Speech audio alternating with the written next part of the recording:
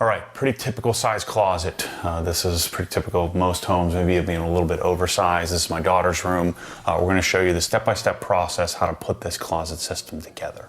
All right, so the first step, these are all numbered. So what you'll get is you'll get a cabinet vision layout or diagram of the exact closet that we designed, and it's numbered. This one's numbered 53 through 63.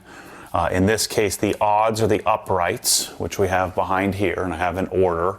And then the evens on this side of the wall are the center sections. And so what you do, so these are all number 56. These are all 62, 60, 54. So when it's shipped on a pallet, it's shipped most efficiently. So what you want to do is you want to go through and organize and set things up in a chronological order so you can get at it, especially if you're doing a large closet stuff. It's also a good time to inventory, make sure you have everything you need in order to do the project. So what I'd suggest you do now after you kind of assess your closet, get your stuff organized, build your drawers because they need to be glued. So by the time you get to this part of the project, your drawers will be dry and ready to go. All right, Mike, so tools. Yep. I narrowed this down from, we had quite a few other things out that we don't need. So this is what you need. You need shims, very likely, shims. Unless you just have perfectly straight walls. So you need some shims. The wooden ones are probably better than the plastic ones for this. They are. For this setup. You need a couple of clamps in order to put the drawer faces on. Yep. These we won't name. You know, this is the wrong color, wrong name, but some DeWalt's. They work. You need some painter's tape for if you're going to do temporary drawer pulls like we did. But that's why we have it. You may or may not need this depending on how planned ahead you are. Your stud finder. Stud finder. We need a multi-tool to chop out, notch out the baseboards. This is a good thing to have. This is the 18. Especially if you're just taking a little piece out. M18 version. Little cardboard templates, so cut out some cardboard. This will be to space out our... That's for the drawer shim, space out our drawer faces. Yep. You probably need a pry bar to get the baseboard up. Yep. And it helps to maneuver around the uprights a little bit too. If you get close to a wall. Yep. Hammer to hammer in all of the inserts on all the drawers and everything. So some sort of, what do we call this? Soft blow. Yeah, soft blow hammer of sorts. You may or may not, hopefully we don't need this for this room, but you may need a drywall knife. Yep. You have to cut some drywall, which we had to in the other room. Box cutters. You need some box cutter. You need some scissors in order to cut all which I already did, cut all this stuff. Yep. We have, I have 3, so you could do this with 1. Right. But we had 3 out to make this convenient. Nice. So we have a T20. That's for driving in our 3-inch screws into the studs through the nailers. We have our PH2, normal Phillips for most of the wood screws and stuff. And then we have this is the Milwaukee countersink bit. That's correct. So this is you can do this without this with a regular bit, but you really want a countersink. It just makes it better. Tape measure, pencil. We needed couple of levels. We have a small level and a 4-foot level and a torpedo. We needed a PH1 for driving in the screws and the drawer bases and the clamps for the Bloom drawer glides. Yep. I have another PH2 so that because there's 2 of us, because chances are you do this with somebody else. Yeah. So makes it go a lot faster for sure. Yeah, most of the time we have the PH2 in here, and this is the 3.5-inch version, which I found to be most useful. Like you mentioned, you need some construction screws. 3 inch is the way to go. Yep. 3 inch will fit with the nailer boards and with even the 3.5-inch drywall and into the block. Yep. So 3 inch of those. And I think that's it for tools. We're using bullnose pliers to pull but everybody's going to have likely different. Yeah, well, this is like Rubbermaid or whatever that closet. So we're using this to pull the pins out and a little screwdriver for that. So those are the only tools you need for this project. Really quite simple. And you need some wood glue. Wood glue, because you do need to glue the dowels on the drawers. Yeah, it doesn't specify, but it's a good call because they just fall apart. So after you get all your tools out, after you've organized all this stuff, I would say put your drawers together. Absolutely. That way they'll have time to dry. By the time we get there, they'll be ready to go. Yep. All right, let's demo. So we have a pretty typical closet. This one, just give you a frame of reference. This is 65 inches wide on the back wall there, and the left wall here is 62 inches. So it's 65 by 62. The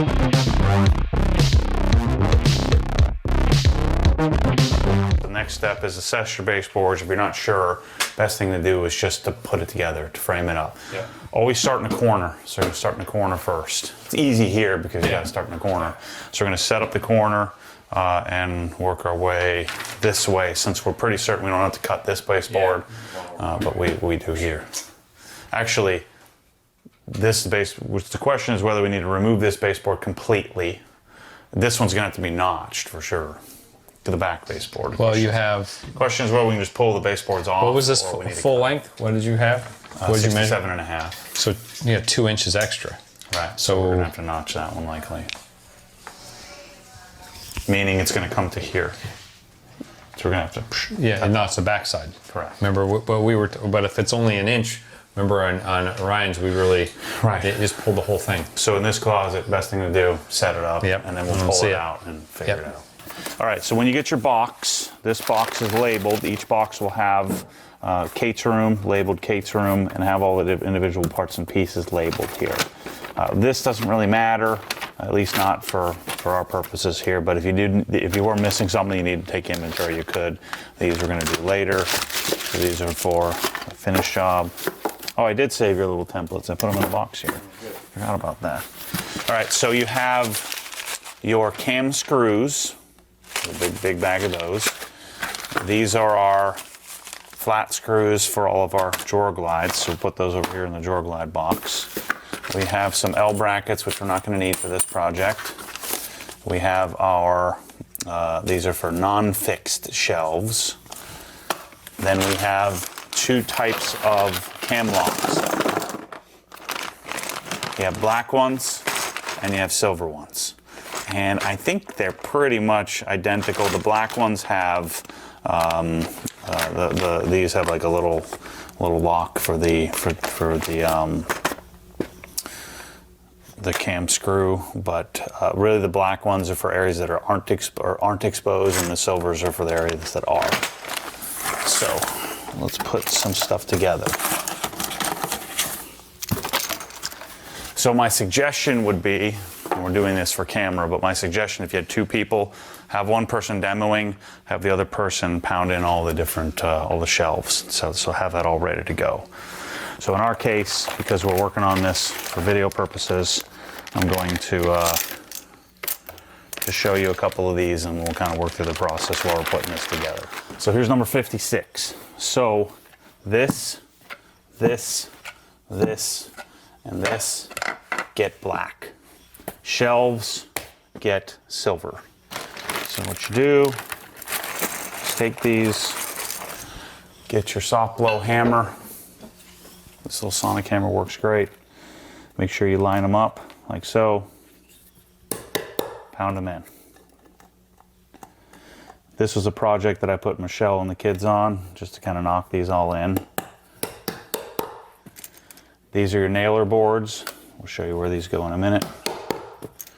Nailers get black, because these will not be exposed. You won't see these. There's got to be a reason why. I'm not really sure. Maybe it's alignment. Let's see the difference there. Slight difference in how grays and blacks look from an operation standpoint.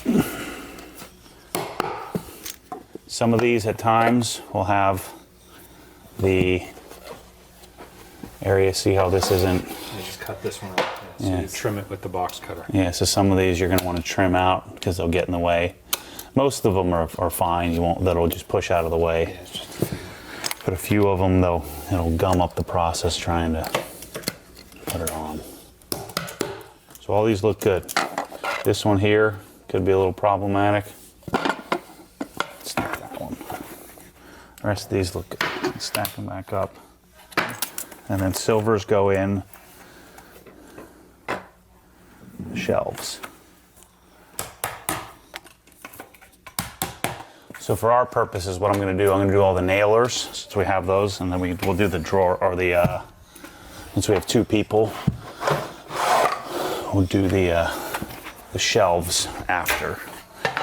While the other person's working, we could be pounding these in, but we do need all the nailers ready to go. This works. So if you look at this, this is the layout of the closet. This is actually this wall here. So you can see 59 is this panel here.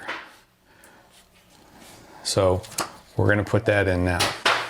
We'll do 61 next, and 63. And then in between each of these is 62, those are nailers. So anything, so if you look at the uprights, anything that falls in between them is the number between it. So all these drawers are gonna be 62s. All the drawer faces, 62. So anything that falls in between 61 and 63 is gonna be a number 62, including the back. We'll show you that. There's a backer that goes on here. That'll be labeled 62. All the shelves, all the top and bottom, everything will be 62 on that. So to clarify, anytime you're looking at an upright, like for instance, this is 53, 55, 57, 61, 63. Now, if you're doing your first closet, the first upright's gonna be number 1. The second will be number 3, and so on, right? And number 5.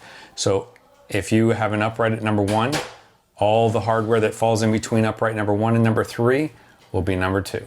So these are the nailers. These are the cam screws for the nailers.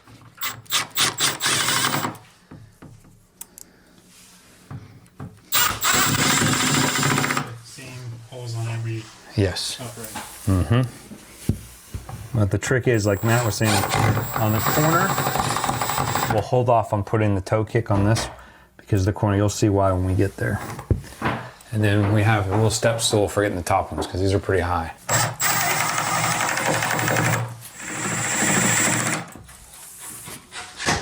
Okay. So the lesson we learned on this is we filled all the holes in with all these, trying to get prepared. And you couldn't get the back piece in. So just do the nailers, do the toe kick. Yep. Since this is a corner piece, I wait to do the toe kick because I'm not 100% sure. It's not the end of the world if you did put one in a little premature. You just have to take it back out. This is particle board, so don't go crazy on torque. That's it. All right, so nailers. This is what a nailer looks like. So we have 59, 61, that's 60. So everything goes between the two is going to be numbered 60. So here's the cams, and those are the cam screws. So what you do is put it in here. We'll do this one first, so it's out in the open. You want it flush with the back side here, and then you give it, it's about a quarter turn. You'll feel it lock, and it'll actually pull in. So you'll see that it's actually doing its job. There you go. And you don't want to over tighten these because they'll just break or strip. And we'll do all this side and then we'll bring it in. Let's get the others. Slide your way, Matt. We can actually show what these look like if you can zoom in on this bike. You can see it's open right now, so the cam screw can fit in there, but you'll see as you turn it, you see that come around and it grabs and pulls. It's actually that little cam is tapered, so it starts off out on the edge of the screw, and as it turns, it pulls in this way and tightens against the pin or the cam screw. So sometimes these can be finicky. If you have like this here, this is what Matt was explaining earlier. See how this one's nice and open? This one's got a little bit of the material over it. Sometimes when you have that, you need to just trim it with a box cutter. Super simple, just cut both sides so it's clean like that, and then it'll engage the cam screw. So what you want to do is just take your knife and just cut that excess off like that. We find that on the shelves it doesn't matter much. Yeah, because you can use a lot of leverage, but these there's not much, you can't really hit back here. But if the shelves go this way, so yeah, Matt's right. If you have them like that and there's a little bit of clamp, you can bang them in. But for this, we like to trim them. We got the DIY voices on, Mike. You know, like the car reviewer voice. Yeah. Yeah, we do, don't we? Oh, no, you have it on less than I do. I got the real. Yeah, I'm really self-conscious. Yeah. You just start talking normal instead of the Bob Vila voice. Bob Vila.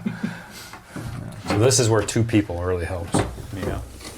You can do it yourself, but yeah, you can. It just helps with two people. Okay. All three nailers are in. So you can leave all these stickers on because you're not going to see them.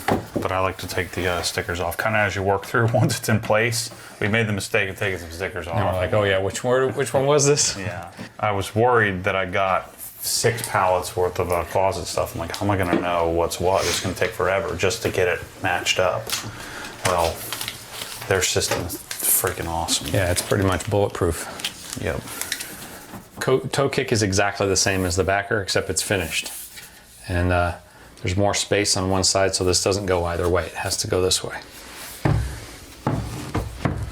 So the back side of all the uprights have the 3 nailers, so they're all the same. And what you can do is so this one's unique, and because it's a corner, it's only one side. This side is finished. So you don't have the same amount of holes as you do this side. So this side's obviously, this is like these 2 holes are for a double hang. This is for a fixed shelf, you know? So this you can tell this one goes this way. And the corners are unique in that they have a little different layout and holes. Flush with the back side, about a 1/4 turn. And these are not straight in, by the way. Otherwise, they were smart enough that they put it about a 25, 30 degree angle so you can get your hand in there to turn them.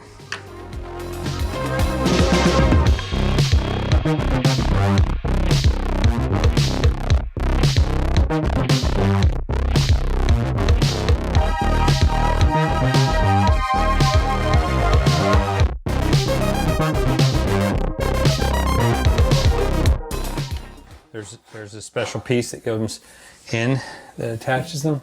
So the face of this shelf, there's going to be a cam screw that goes into the side of the upright here and here.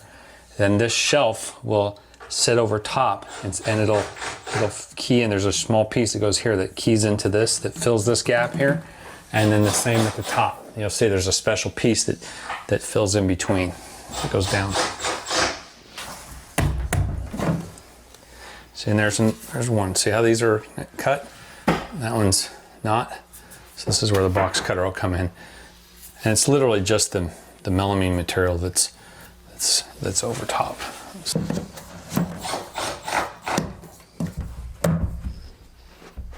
We can go ahead and put these in.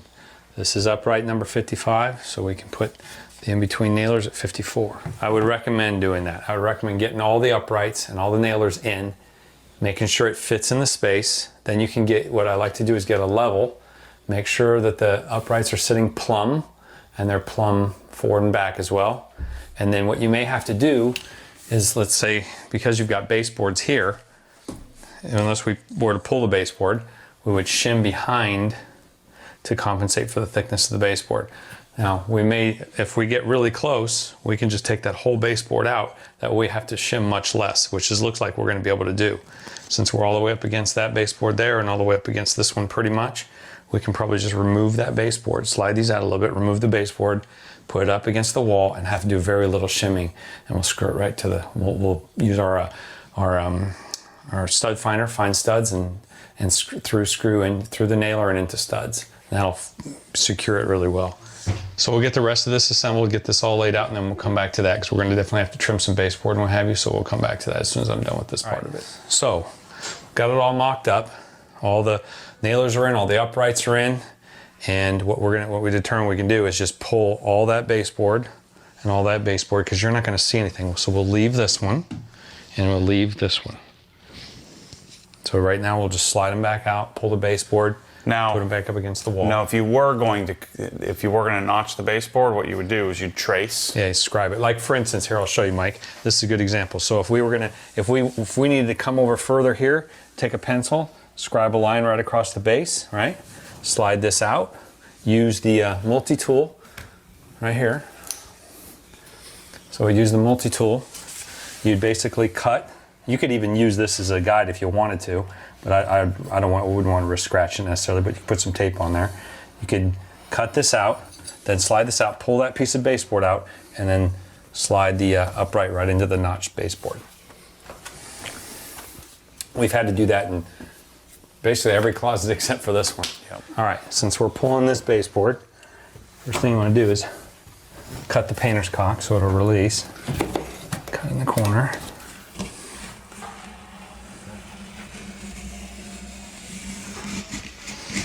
Rather than try to pry this way and dig into the wall, I'll kind of try to get this under here, and then you just find a spot where it wants to pull away. Like that. Then you can get your fingers behind it.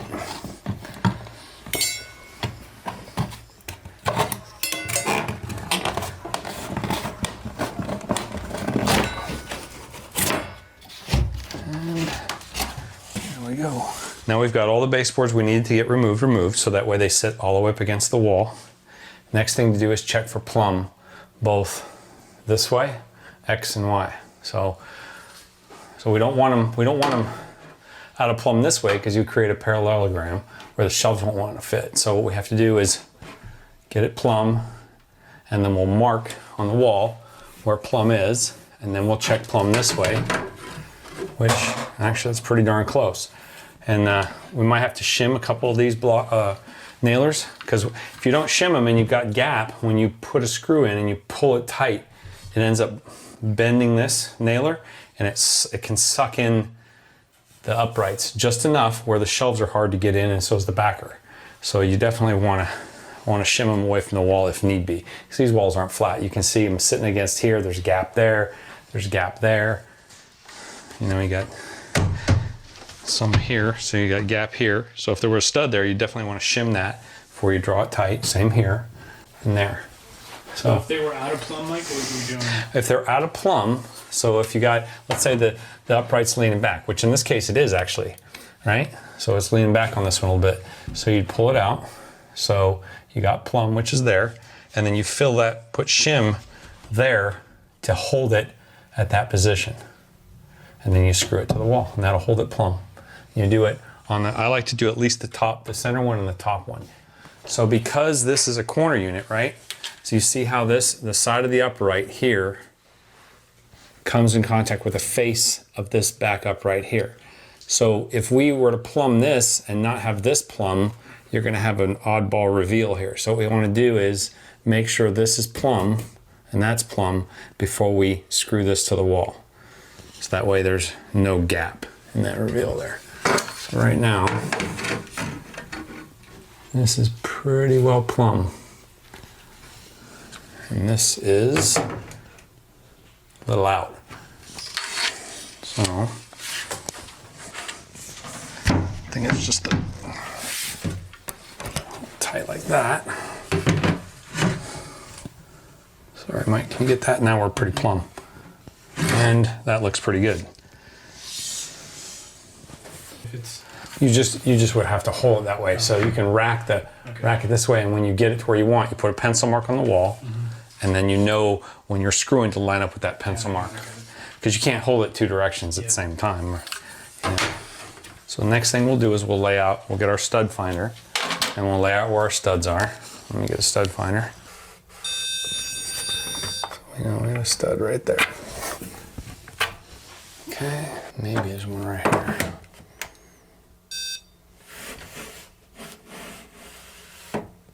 I think there is. It's going to be right about here. Can't do anything there.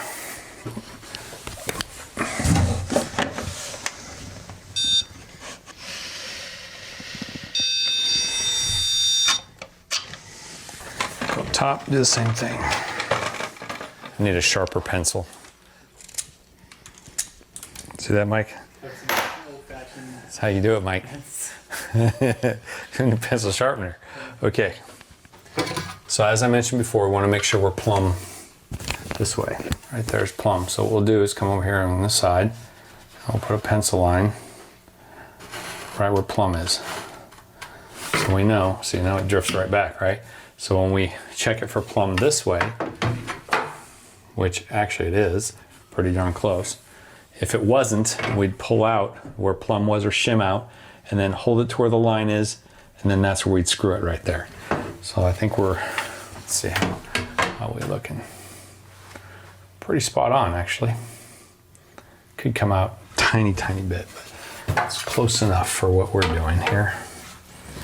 So what we do, I don't even think we need a shim there. That's a high spot. So what we'll do is,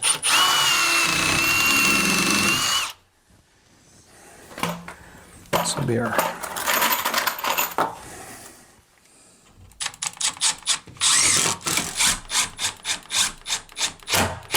now we are. That's because we got to screw the top still. Get that, and then we'll be back on the line.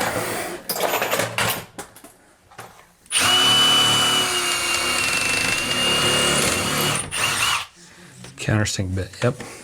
These actually pull in pretty good anyway. Even without the countersink, they pretty much flush out. And see, since there's no gap here either, and we know we're plumb, there's no reason to put shim here. So, get where we are. Right there. There we go.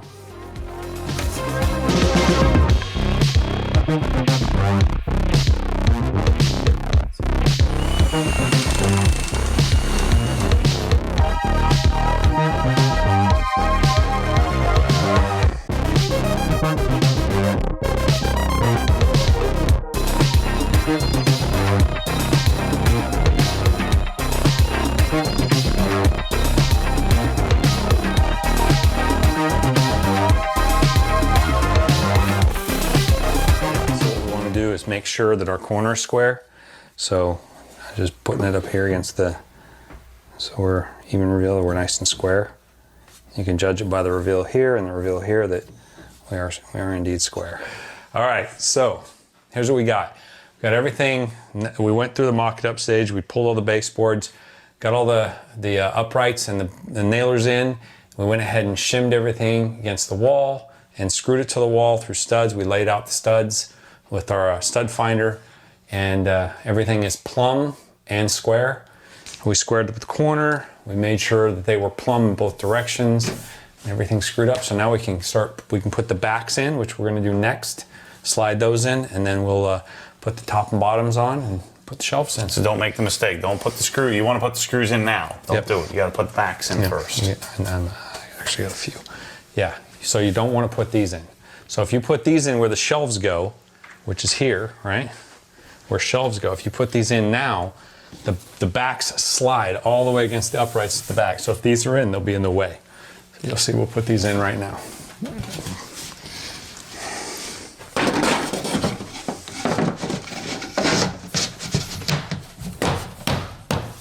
There you go. Now if you had installed the top Ankle buster shelf first, you'd have to slide them up in and down. This is much easier this way. That's 60, that's the corner.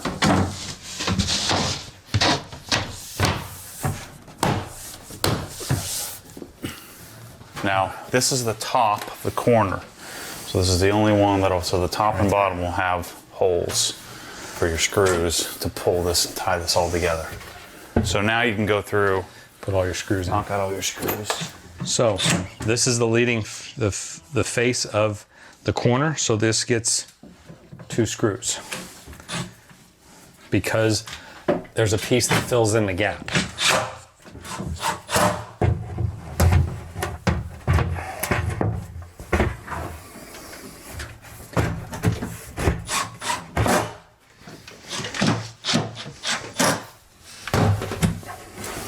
So one of the things we realized that we did on the other cabinets that we didn't do on this one is you want to put the top and bottom piece in here so it pulls this all together. So you should put the top in on the corner and the 2 connectors before you tighten everything to the wall. That's where we made the mistake.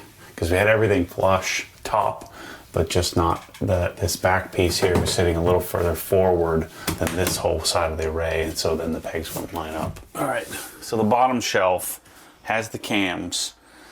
What they suggest you do is you flip it all the way up and lock it in, but we're not doing that. I mean, it's not going anywhere, so you don't have to worry about locking the bottom shelf in. Just tap it in. Yeah. Tap it in, good to go. Piece of cake. So the last toe kick, you've got all these bottom pieces in, bottom shelves. The last toe kick in the corner unit, what they do is they just send you a block, a filler block. just to fill that void. So what we do is it just kind of taps in.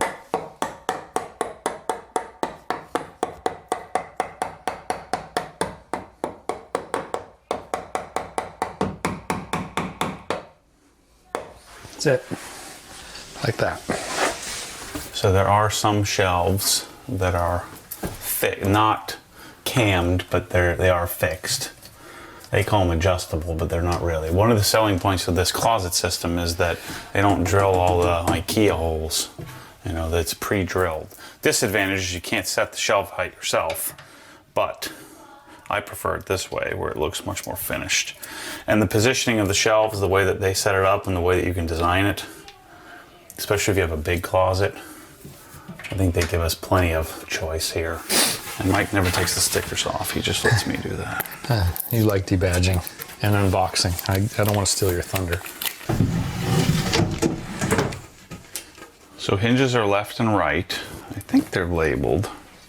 All you have to do is pull it out, you can tell. These are Bloom soft close hinges. And then these are a different screw. These are the flat screws. These don't have the cam section to them. And so what you do is these are pre-drilled holes as well. And so it's gonna go all the way back as far as it can. And so we're gonna go on the last hole here, the last hole here, I believe. And it is the last hole here. So it's the last hole on all three sections. And because the holes are pretty precise, you don't really have to do any leveling or adjusting. You should just go right in.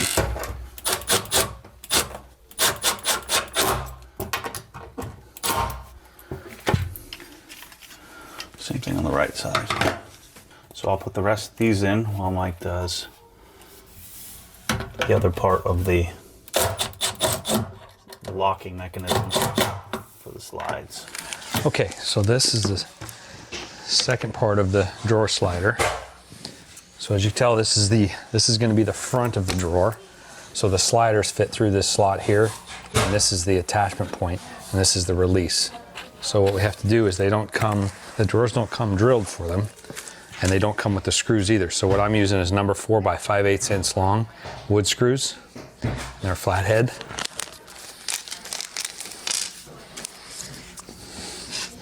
And I'm pre-drilling, not very deep.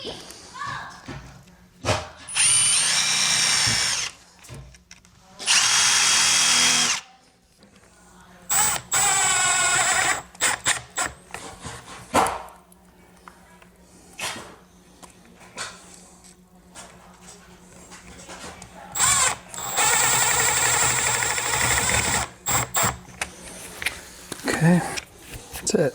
Yeah, they just click in when you give it a little bump. Let's see. So they basically fit into the groove, like I showed you right here. You go forward until they hit this locking mechanism. Click there, click there. That's it. And to release it, see under here these orange tabs? Push that in, pull out, and it's up. That's it. Pretty slick. All right, now we got to do the drawer faces. Okay, so we have 5 drawers, and the way they do this is amazing. It's one of my favorite things about these. So they're all labeled E, drawer E, pointing upward, right? So all the faces have to point out where they have this labeling. And when you do that, what's cool about it is it looks like it's all cut from one slab because all the grain lines up. So there's D, C, B, and A. Now, these have to be spaced out, but if you take a look back, you'll notice that all the grain lines up as it's cut out of one sheet. So they label it as such so that you can't screw it up. So what I'm using, because you want about a little over a 1/16 gap, so what I'm using is cardboard. And I'll show you how I do that. So what you have to do is pull the drawer above it off. What we do is take our cardboard here, And then you eyeball from side to side so you're got the same amount of gap. That looks pretty good. Then we take our bar clamps. We clamp the door face to the drawer box, like so.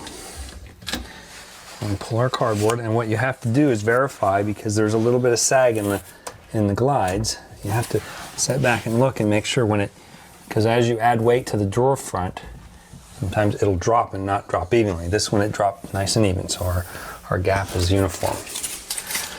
So then we come out here, and what I'm doing is putting 4 screws for now, because we're going to put poles on. We put the poles on, there'll be 4 screws out here, and then the poles will be through screwed, so the poles will actually hold the drawer face on as well. So.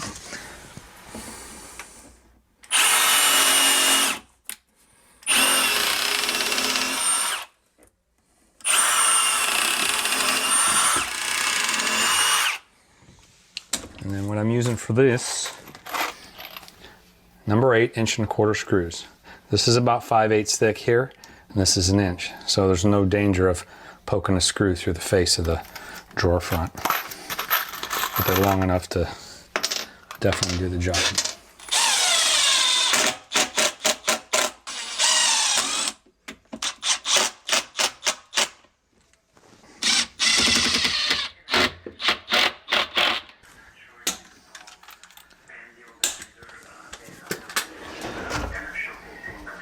Nice.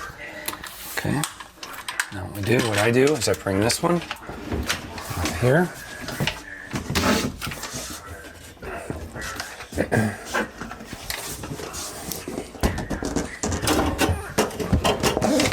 Down to the next one.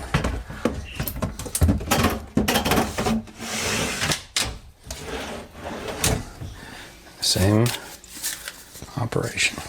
Cardboard. That one's E, so there we go, D.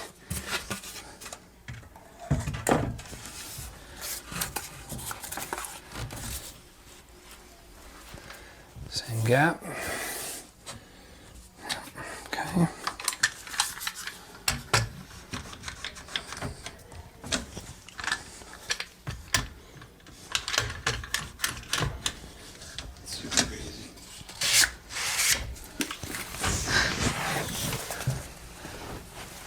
See, that time this one, I can see there's a little more gap here than there, so I just,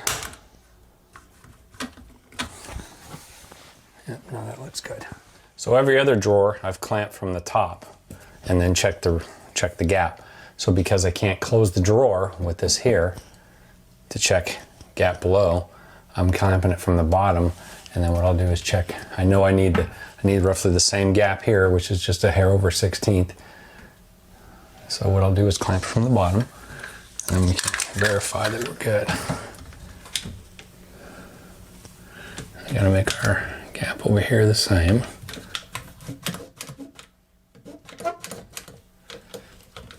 That's too much. That looks right. Okay.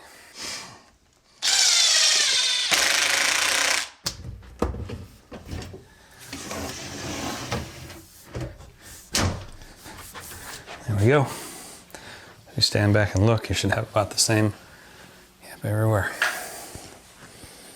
Now we have to put our tape, our fancy tape drawer pulls on here. These are custom. Maddie spent so much on the organizers he couldn't afford pulls, so we're doing this. Yeah. Tomorrow? Oh, good. Okay, so these are 2 other things that are a possibility. I don't have one for Kate's room that we're putting together here, but these have 2 preload or pre-drilled locations for your hamper system.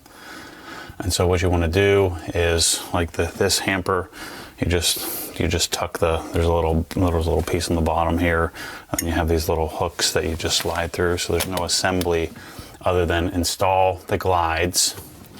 They go with the I guess teeth pointing down, and then what you do to install is you'll take this piece, you will slide it back, then lift it up. Put your fingers on the teeth here, whatever you want to call that, the lip. Slide it in at a slight angle. Make sure it's all the way in. Snap it in place.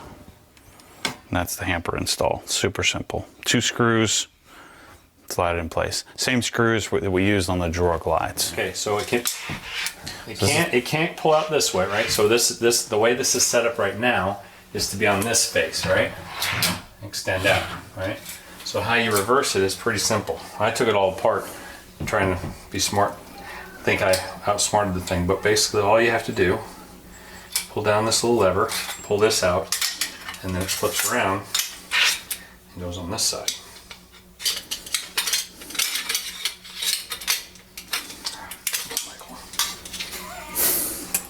Just that easy, you know. Just go on these little ball bearings. There we go. So now it's this face instead. And then there's a little tab, you see it? Arrow up, and this releases. And this is what you have to take this off in order to install it anyway. So this is going right there. These are the screws we use that are the same thread for the same hole size as the cam screws. So what the drill size is 5 millimeters. And These aren't pre-drilled holes. these are not pre-drilled because you can install these wherever you want.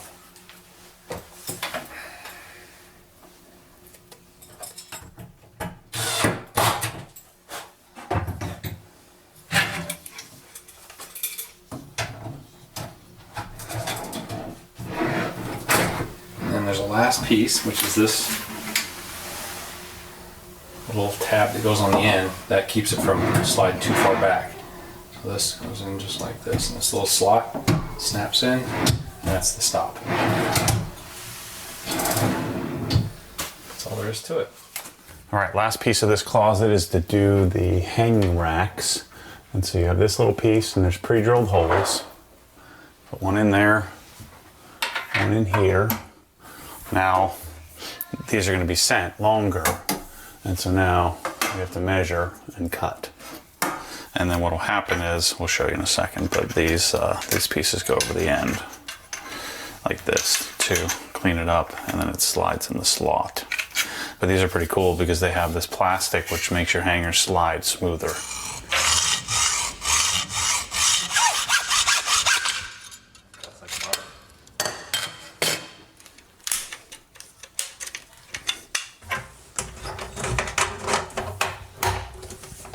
That's it. Like so. What to do? Just measure the height of the drawer front. Here we got 6 7/8. So I set this half that distance to the center line, and there's a mark there.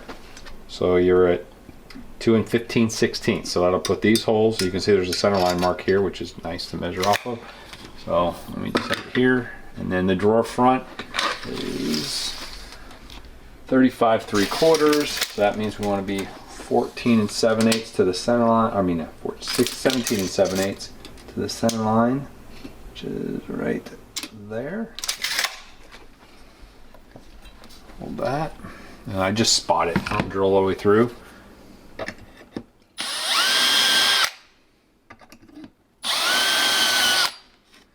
It makes it so simple. Yeah.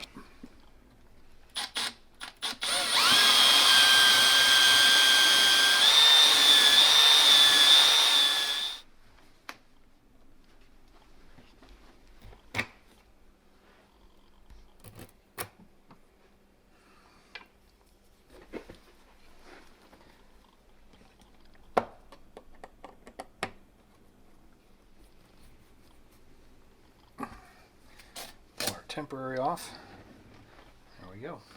All right, so that's a wrap. You can see Kate's closet's now put together. We got the hardware, the drawer hardware, sort of uneventful there. You've seen on how to do that. The drawer hardware kind of sets it off. Kate's closet turns out great. This is how you do it. Step-by-step process. A closet this size should take you a couple of 2, 3, 4 hours, maybe 5 if it's your first closet and you haven't done it. But if you follow these steps, this can turn out great.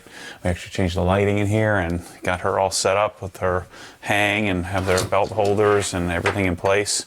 So she's loving it. So we're doing great. We got our bins, her bins for I guess a quarter, and we're set up. So thanks for watching. If you have questions, hit us up, support at obsessedgarage.com. We should have these closets up and available for people to buy here soon. So thanks for watching. See you soon.